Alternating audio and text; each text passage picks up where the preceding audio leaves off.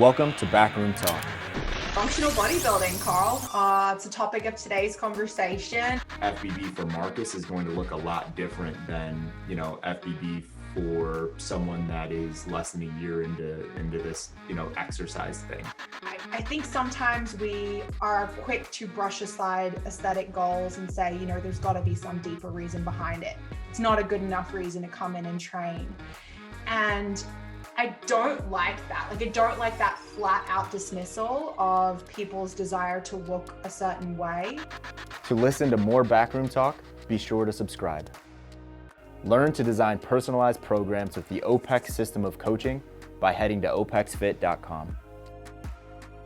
Functional bodybuilding, Carl. It's a topic of today's conversation. And to give a little bit of context to people that are listening, we released an educational guide, would have been last week by the time this thing airs, talking about principles of FBB, going into some cool avatars and program designs. And we will make sure to link that in the show notes and description so anyone can go back and download that after they've listened. But for today, would really like to get into where FBB came from. Maybe some of the good and the bad in execution, because, whenever some new hot style of training hits the scene, people are going to take it in a positive direction and they're going to take it in maybe a not so positive direction as well, just jumping on the bandwagon. So I think we have to dig into that. And just more general conversation around like a working definition of how we see functional bodybuilding and what that term really means. Let's start with the definition of it and kind of bounce some ideas back and forth. And like we talked about before, it's tough to wrap this whole thing around like a sentence where it's like, this is what it is, right? Like that's like trying to say like, what is fitness, and trying to like explain that in 6 or 7 words. It's just tough, but I do think it's beneficial to try to do it. So very similar to our previous conversation. When we look at what is a working definition of functional bodybuilding, to me, my personal opinion on that is you take principles that have been around for decades in bodybuilding and you utilize those principles to fit whatever your function is, right? And your function is what you do in the gym, what you do in life, what your capabilities are, so on and so forth. And like you said, it is this hot training method right now, and people find it really sexy right now because it's different from what they've done specifically in functional fitness. Because what was always scoffed at in the functional fitness world in 2009, right? It was like bicep curls. We're like, why are you doing that? That's not functional. So now, people are starting to incorporate the bicep curl and more isolated exercises inside of their program design while still having the ability to do metcons and do gymnastics and do all of the things that they love in functional fitness, right? So I think it's hot in that world because it's new and it feels different and it's nuanced. And anytime we do something new in exercise, we see new results, right? So people are doing it and they're starting to see their body composition change and they're like, wow, this is outstanding. But if you look at someone that, has been doing bodybuilding for years and years and years and they do it, they're just like, yeah, I'm just doing like a different version of what I've always done. And I'm not saying that's a good or bad thing. I just think that's reality for a lot of people that are doing quote unquote functional bodybuilding. Yeah. I mean, it's like any fitness trend. Nothing comes from nothing. Nothing is really new in this fitness space that we work in, or really that groundbreaking when it comes to like actual execution in the gym. But it is this like blending and mixing of 2 different worlds that maybe hadn't really been together or respected one another before. And it's funny, that comment you make about the bicep curl. I remember when the bench press wasn't functional in CrossFit, let alone the bicep curl, which is so crazy. Yeah. That's we'll dig into it and where it came from and all of that. And I think we'll kind of tell that story and get into how we've always thought those things were functional, right? But we'll save that to that point of the conversation. Do you think people are trying to have their cake and eat it too, with the desire to get, results from bodybuilding, hypertrophy, look good, and then also be able to do like metcons, maybe higher skill work, stuff you'd see like in a functional fitness gym? Um, what do you mean by that? Like, do you mean, are you saying like, do people think that they're just going to go into the gym and acquire all these new skills and aesthetic gains essentially by doing a program like this? Will someone be as successful in functional fitness as they would be if they just did functional fitness, or as successful in bodybuilding and like the results you get from bodybuilding if they just did like more classic bodybuilding style training? Gotcha. The answer to that is the more focused you are in a particular area, the higher your ceiling is going to be. So you're not going to see, Ronnie Coleman 10 years ago trying to do functional bodybuilding. He's like, I need to get as big as I possibly can. I'm going to do classic bodybuilding, classic hypertrophy training, and that's all I'm going to do. Like anything else would have been a waste of time, a waste of training time, right? So the same goes to a competitive CrossFitter, right? If a competitive CrossFitter was like, I want to win the CrossFit games, it's like, no, they're not doing a bunch of, bicep curls in an intensification phase while they're getting ready for a pre-competition phase. It's like that shit should have been done years and years and years ago. And those are the people that we talk about. Oh, you need to have that base built. And if you need to do bodybuilding, you don't have that base built, right? So let's build that base right now and then get ready to, hit all of the high intensity stuff and get ready for competition. So no, I don't know if people are trying to have their cake and eat it too, but my opinion is you can't, like, you can't, be the best at either one of those things if you're trying to do both of them. Yeah, I mean, I love to ask you these leading questions, Carl, because I get, responses like that. But ultimately, what it helps us arrive at, and where it helps the conversation move, is like, who is the person who's not trying to push like aesthetics to their limit, who's not trying to push absolute, performance in the functional fitness world inside of CrossFit, who is sitting in, some middle ground of that, where they want to be able to do these functional activities. They want to be able to, look good and get some, aesthetic results from their training. So yeah, who is that person? Like what are their goals? Who is the person that is right for functional bodybuilding? I think Marcus hits on this so effectively. So Marcus Philly, right? Like he's pushing that functional bodybuilding message forward in a very, very effective way right now. And I think he explains it really well. And, he's been that person that has made that pivot. And now he is living that life, right? Where he's just like, I don't care if I don't snatch 285 pounds anymore.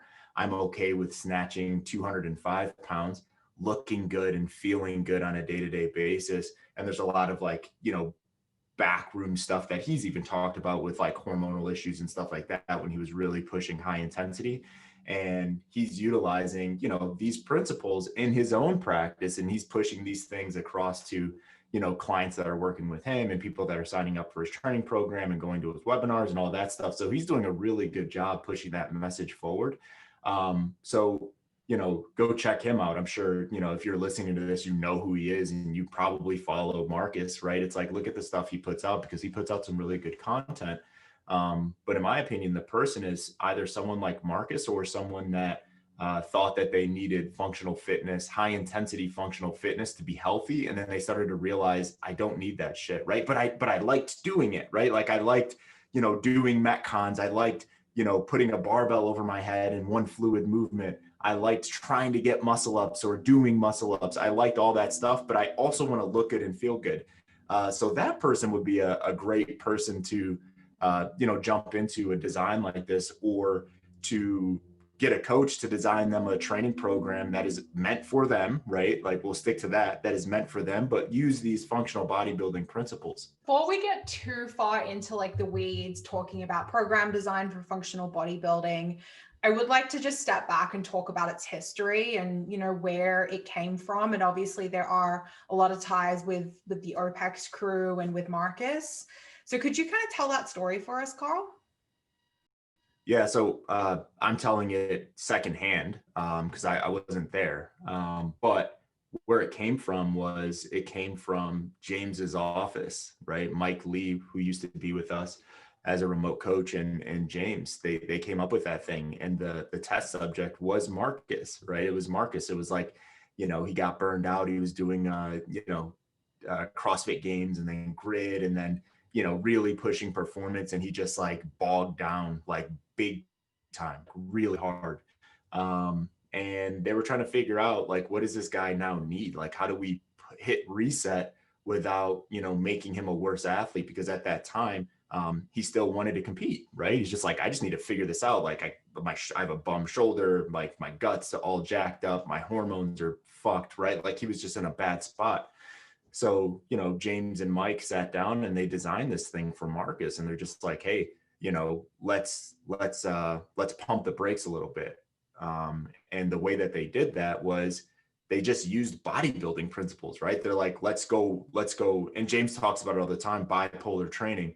That's what it was. It was like on this end of the spectrum, it was high intensity, it was for time, it was not for quality, it was win. It's like they realized that they needed to go all the way to the other side of the spectrum, where it's like for quality, great movement, really good contractions, calm the CNS down a little bit, but still give him work, right? Because he wanted to work. He was just a competitor and an athlete, and that's who Marcus was and still is, quite frankly, right?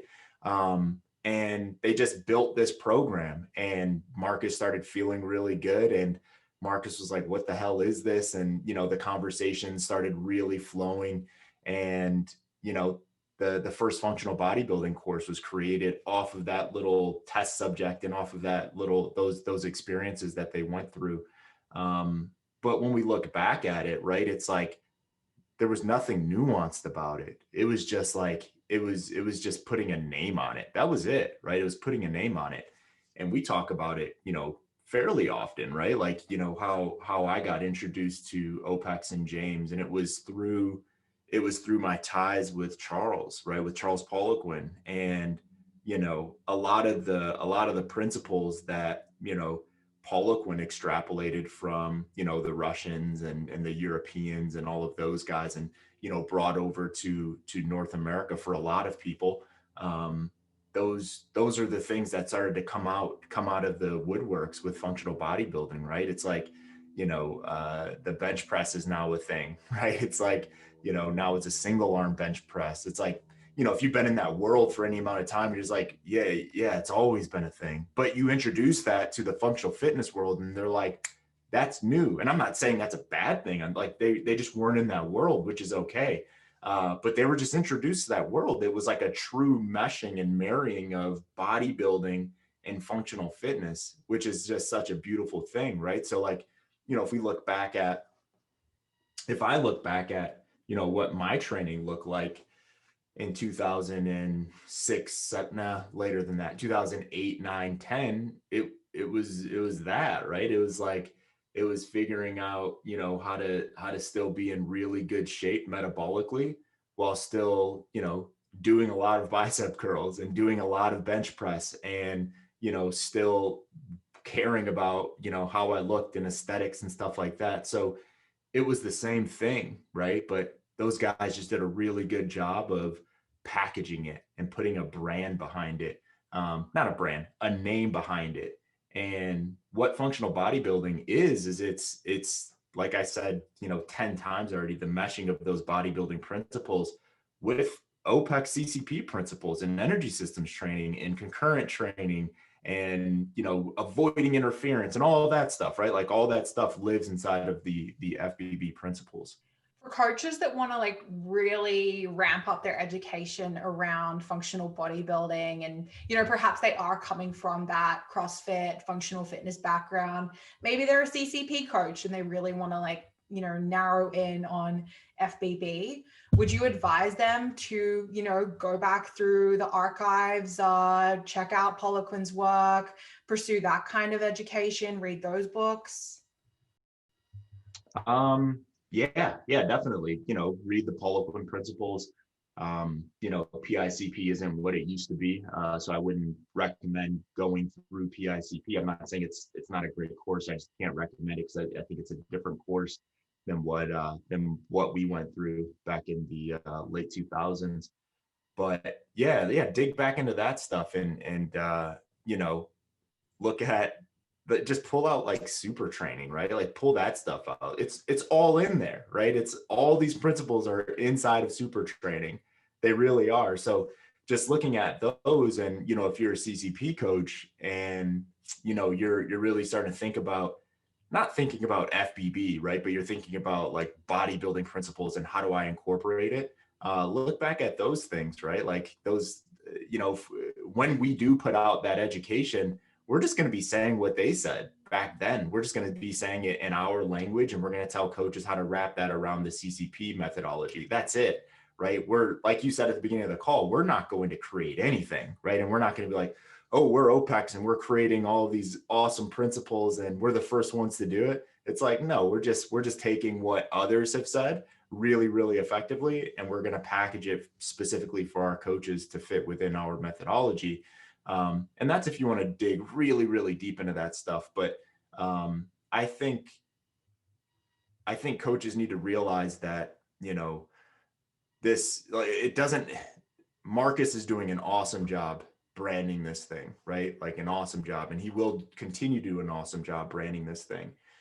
But as a coach, you don't have to try to mimic, right? Like, whatever FBB is for you and your clients, make it just that, and we talk about you and your jujitsu endeavors all the time, right? It's like, FBB for Georgia is going to look different than FBB for Carl, right? Because our functions are just different, right? So don't make it too complicated as a coach, right? Like, don't think that exercise selection needs to be this crazy nuanced thing that, has to look really sexy and it has to change every day and all of that, because now the intentions behind doing functional bodybuilding are, in my opinion, misaligned. Because if you're not working toward a very specific outcome and everything inside of your A, B's, and C's is there for a specific reason, then what the hell are you doing? You're just doing something to say that you're doing it. So that's not to discredit anyone that, puts a lot of time and effort into this thing, but I think we just can't make it something that it doesn't need to be, and have intentions behind why you're doing stuff for yourself or with your clients. Yeah, I think it was great to kind of look back and again talk about those early days of James, Mike, and Marcus working together, because it explains those early FBB programs that we saw coming out, right? They were designed for Marcus, who was a high-level athlete, who already had a huge training background, who, had mastered these advanced skills and was able to do a bunch of really novel, exciting things. You look at those programs, they're highly complex. There's a ton of volume inside of them, a bunch of odd object work, like really cool variations on gymnastic skills. And I think a lot of people see that and they're like, that's functional bodybuilding, right? Functional bodybuilding has to be this novel, exciting, crazy, changing every week, every day kind of thing. But that was FBB for Marcus as a CrossFit athlete trying to rehab from some shit. Functional bodybuilding for your everyday person absolutely has to meet their function. And that's not the function of Marcus Billy, the CrossFit athlete. Yeah, man, such a good point. I was watching the video that you and James did. Great job, by the way, the Mythbusters video. I was watching that yesterday, and you guys were kind of talking through. Kind of, gosh, I can't remember the exact point. You guys were talking through like what the literature says and how people implement that thing, right? Like HIIT. You guys were talking about HIIT specifically, and James said something along the lines of, there's nothing in the literature that says that it needs to be at this exact effort, right? Or this output needs to be sustained over, I think you mentioned the Tabata piece, right? So 20 on, 10 off times 8. It was just like, just like go and do it. And I think we can look at FBB the exact same way, right? Where it's like you just said, FBB for Marcus is going to look a lot different than, you know, FBB for someone that is less than a year into this, you know, exercise thing. So I think we have to look at, you know, going back to the definition of it. And that's why it's so hard to define, right? Because it's like, how do we know you're doing functional bodybuilding versus this person and they're not doing functional bodybuilding? There's no way to know by just looking at a program, you know, one next to another. And I think that's what a lot of coaches are trying to figure out. They're trying to figure out, how do I design functional bodybuilding? It's like, you can't, it's not like a thing, right? Like, that's like it, depending on who the person is going to define what the program, what's inside of the program. So there's no way to, you know, just look at two programs without context and be like, hey, this is functional bodybuilding. And when we start talking about, you know, functional bodybuilding for that person that is less than a year into training, their program is going to be designed around what, you know, based on our principles. Let me just ask you that. What do you think that their program is going to be designed around if they're less than 1 year into training? So like developing motor control and muscle endurance, making, you know, focusing on isolated parts before patterns, you know, good time under tension, staying away from dynamics. What else am I missing? What would you add there? That's perfect. Yeah, that's perfect. So functional bodybuilding for that person is going to look like, you know, the dumbbell bench press, the bicep curl, the lat pull down. Like they're going to be focusing on what you said, right? Like motor control, right? So functional bodybuilding for someone that's 15 plus years into this thing, now that can look really sexy, right? Because they have all of these motor control capabilities already checked off. They have their strength endurance capabilities all checked off. And now these people are doing like, you know, chipper grinder pieces with, like you said, like odd objects going over their shoulder while they're on, you know, a ski erg and a bike erg. And, you know, they're doing strict muscle ups and they're doing like that shit looks really sexy. And it's like, but I want to do that. And it's like, it's always a tough conversation when you're like, but you can't do that. You're not capable of doing that. We need to do sets of strict pull-ups, you know, and we need to do dumbbell bench press, and we need to do split squats, and we need, you know what I mean? It's like, we need to do that stuff. And we need to do that for years and years and years before you can do the big grinder pieces. And those people aren't interested in that. And they're just like, well, fuck you. I'm just going to go and do those grinder pieces and post about it and say how much fun I'm having doing FBB. And then you and I will probably look at that and be like, ah, man, those people probably shouldn't be doing that. But that's not a hit to, you know, what they want to do when they want to have fun in their program, or, you know, what FBB is and or isn't. It's just like, we have to look at what this thing is on the surface. And on the surface, it's, should you be doing something versus not? And do you have really good intentions behind what you're doing or not? And are you capable of doing what you're doing or not? And if it's or not, if the answer is an or not on any of those, it's like, yeah, just don't do that. Take a step back, right? Take a step back. Don't be in such a freaking hurry, and, you know, build those capabilities up so you can do the sexy grinder, chipper, metcon things. It's a hard pill to swallow for some people. Like, I've had this conversation with a number of clients, Carl, who, you know, they're on Instagram, they see the cool FBB workouts, they want to do that stuff. Like, it looks exciting and awesome to them, especially when they have that CrossFit background, and then they're looking to get into, you know, more aesthetics, and their goals have shifted. And it's hard as a coach sometimes not to give them what they want, because you feel that pressure to keep your client happy. You don't want to lose them, you know, but taking a hard stance and staying true to your principles, I think, is the only way to feel good about yourself. Because if you do give in and you give them that fancy kettlebell flow that, you know, isn't really actually doing anything for them and their goals, 4 weeks in, you're like, why am I doing what I'm doing? I know this isn't going to get them results, and they're going to, you know, call me out on that in a couple of months when things haven't progressed like they ultimately want them to do. And it just feels bad. Like, it makes me feel dirty. I feel like I have to go and take a shower when I make that mistake. And it's totally a trap I fall into sometimes still. But Georgia, you know what we have to do though, is we have to also take a step back and look at, because we're biased people as well, right? Like we have our biases, and who are we to say that our biases are correct? And I'm not saying that they're not, right? But I'm just like, who are we to say that our biases are incorrect? So when our clients ask us that stuff, I think it's worth their time and our time to have a conversation around it, right? Like, what does functional bodybuilding mean to you? Like, what do you think it is, right? Like, this is my definition. Like, I proposed my definition. I would ask them what their definition is. And if they're just coming to you and they're saying like, hey, I want to do more functional bodybuilding, let's just ask what that is in their opinions.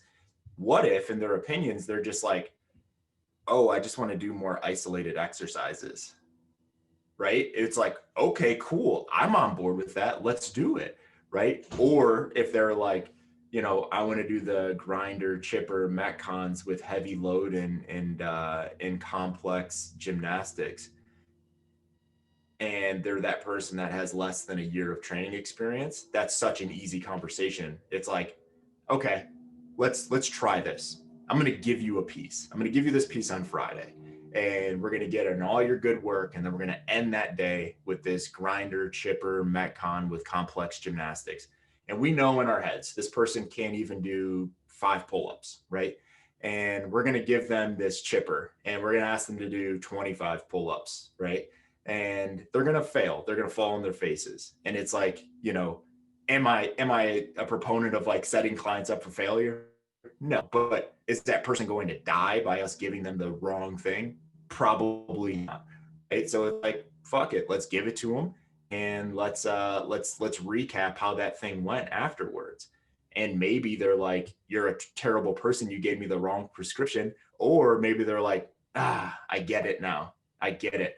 You had me do all this work, and then you wanted me to do 25 pull-ups, and I couldn't do it, right? Like, I couldn't do it. I felt like crap, and I felt shitty about myself after. I felt out of shape and blah, blah, blah. And it's like, cool, no problems, right? Like, we can still give you pieces that feel like that, but what's inside of those pieces can't be dynamic, sexy gymnastics pieces, because you're not able to do those yet. Is that a goal to be able to do those? If it is, cool. Let's have a conversation around it, and let's talk about what the progression could possibly look like to get there.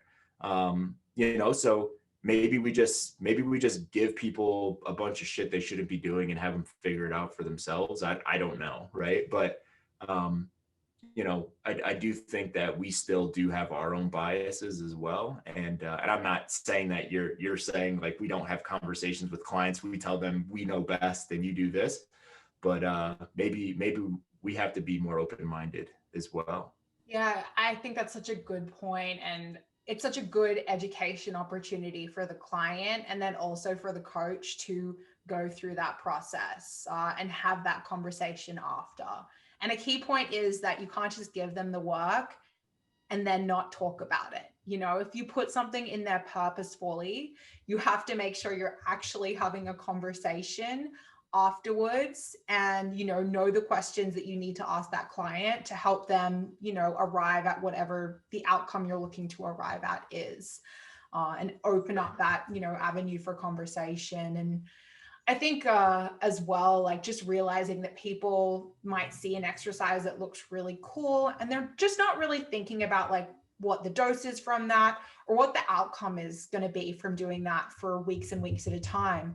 And when you have a conversation about like what the exercise is and what that outcome is ultimately probably going to be for them, that might help, connect the dots and help them be more open-minded, or not. And then you try it. And like you said, if it doesn't work out and they don't get the results that, you want them to, and they want them to, then you get to go back to that initial conversation and say, maybe we try it my way next time.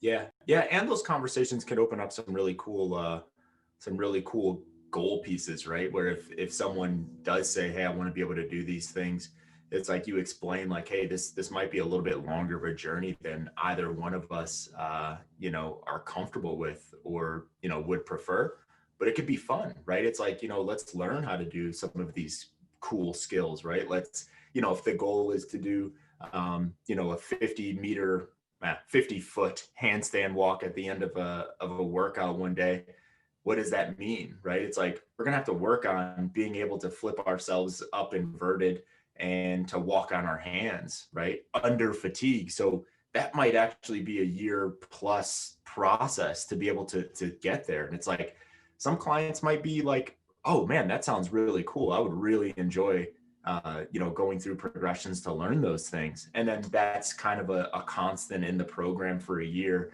And then you have this like workout where you're like, this is the thing that we've been wanting to accomplish for the past 12 months. And they do it, and there's high fives and everyone feels really good about themselves. And, they're more connected to their program and all of that. And they're like, okay, now what's next? And there could be some really cool things that come from that. So I'm not saying like we shut clients down and say, nope, you're not capable of that. But I think, us being honest and having those conversations could open up some really cool goals or, intended outcomes that some clients could look forward to. Yeah. And I think when I reflect on my past experiences and, some things I've observed around me as well, a lot of the times when coaches shut things down, like that 50-foot handstand walk, it's because they're not actually comfortable progressing that client from where they are today to what that 50-foot handstand walk is going to be, in 18 months from now. Like they actually don't know the answer from how do we take this person who can't hold this, 30-second hollow position to be able to walk on their hands and do that. Like that's such a mind stretch, both for the client to think about that long-term progression, but then ultimately for the coach to actually be able to explain and execute on that. Like that's kind of scary to think about. And especially if things go wrong, like, you get 9 months in and they're not progressing like you want them to, that's a little nerve-wracking. But I think there's so much opportunity for growth and learning in practicing that with clients, in being open to, laying out ideas and progressions and getting the opportunity to put it into practice. Like how cool is that to get to, see things play out in real time?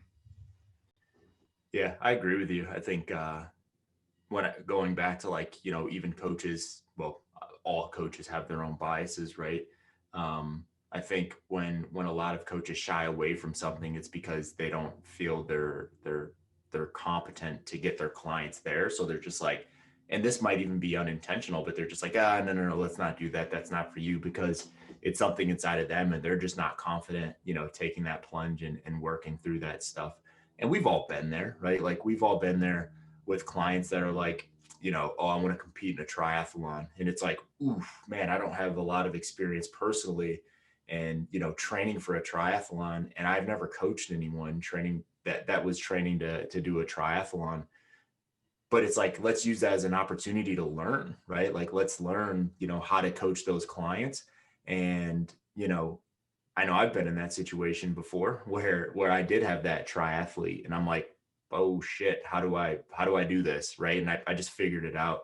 I remember I actually had a conversation with James, that was probably 10 years ago, about some really good principles around coaching triathletes. But yeah, I think we have to look at those as opportunities to sharpen our game a little bit as coaches and to broaden our horizons if that's something we want to do. I also don't, blame the coach that's like, yeah, I don't want to get into that world because I'm not interested in that at all. It's like, cool, just don't tell your clients that you're going to get them really good at that stuff. Yeah, I think that's where you got to refer out. You got to have a network of coaches around you that have their specialties, and you can push them in direction of one of your peers if needed. Yeah. So one thing I want to hit on before we wrap up this conversation, Carl, is the pursuit of aesthetics, because a lot of people are doing functional bodybuilding because they've seen a really good looking body on Instagram and they want to look like that, right? And I think a lot of people full stop come into the gym because they want to look and feel a certain way. They want to drop some body weight. They want to see their abs. They want bigger arms, whatever it might be. And a lot of the time, you know, I wouldn't say we take like a hard stance on this, but I think sometimes we are quick to brush aside aesthetic goals and say, you know, there's got to be some deeper reason behind it. It's not a good enough reason to come in and train.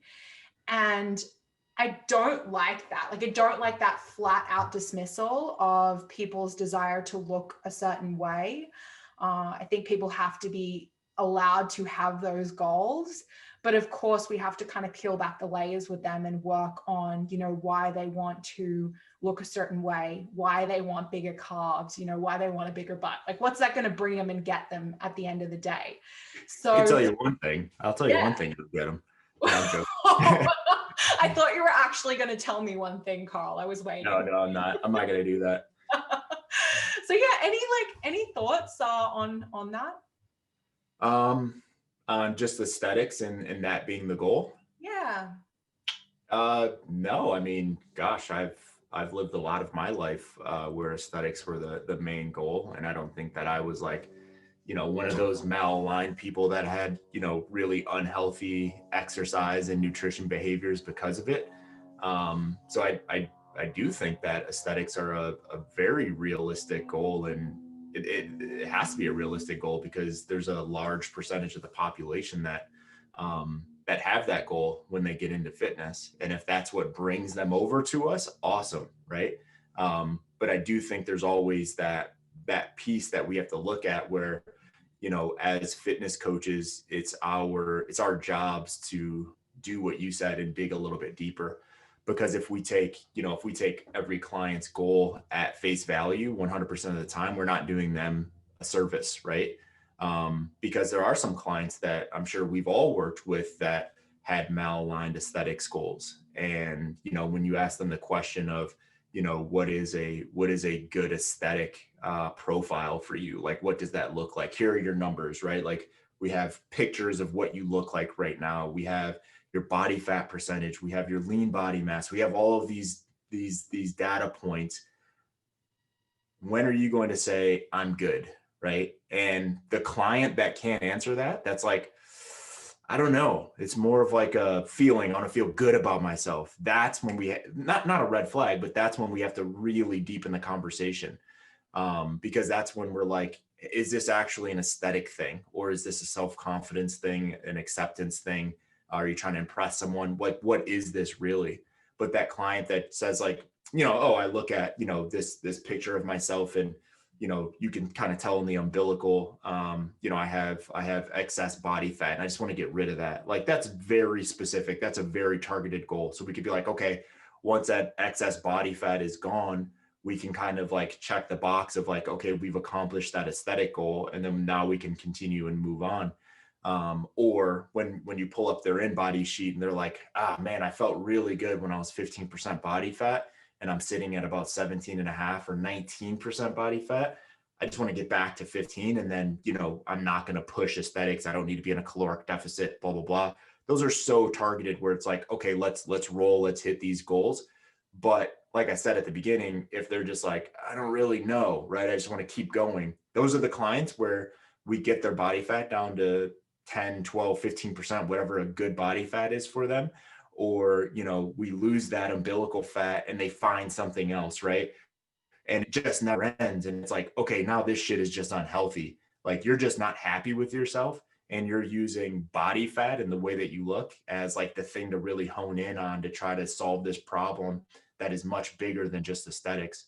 So I think we have to do our jobs as coaches and we have to dig into that more specifically without, like you said, without saying, oh, that goal is bullshit. It has to be deeper 100% of the time. But I do think there is a large percentage of the time where it actually is deeper. And, you know, when I was working with a lot of clients, I worked with a lot of aesthetics clients. And when we did talk about, you know, pushing that aesthetic goal, that's one question I always asked. I said, at what point will we get, what will be the metric that says that we've hit this goal? I always ask them that. And it's always a red flag when they can't answer that. Sometimes they can't answer it and we kind of talk it through and then we come up with a goal.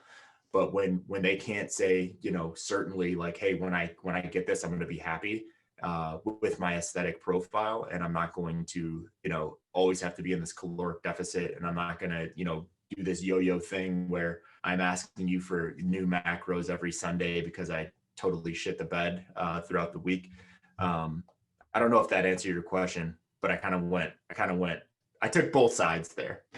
No, it absolutely did, Carl. And what I wanted to get out of it, and what I think is really beneficial for coaches listening, is asking that question upon intake, upon initial consultation, and probably on a monthly basis moving forward, every time you sit down to reflect on goals and progress.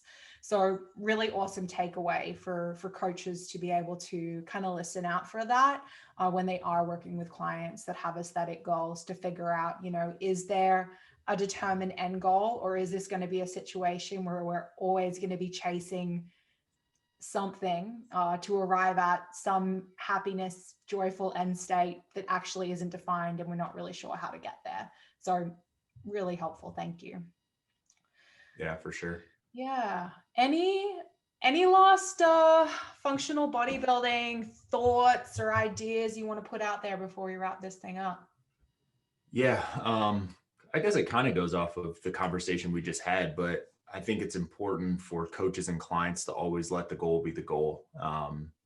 And just to be more specific, if aesthetics are the goal and that's the thing, right? The program is going to look a lot different than if having a good time in the gym while maybe improving aesthetics.